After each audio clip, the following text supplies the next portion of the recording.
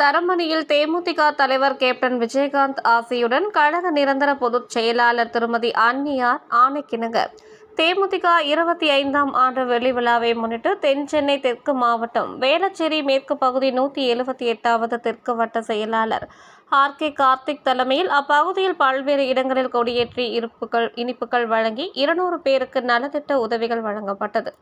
இந்த நிகழ்ச்சியில் கட்சி நிர்வாகிகள் வி.கே. சூர்யா, ஸ்டீல் கர்ணா, கே. முருகன், எஸ். தேவா, டி.பி.எஸ். கோபால் கண்ணன், டி. ஜெயபிரகாஷ், பி. கார்த்திக் மற்றும் கட்சி நிர்வாகிகள், பொதுமக்கள் என ஏராளமானவர்கள் கலந்து கொண்டு இந்த வெள்ளி விழாவை சிறப்பாக கொண்டாடினார்கள். சென்னை செய்தியாளர் சத்யா.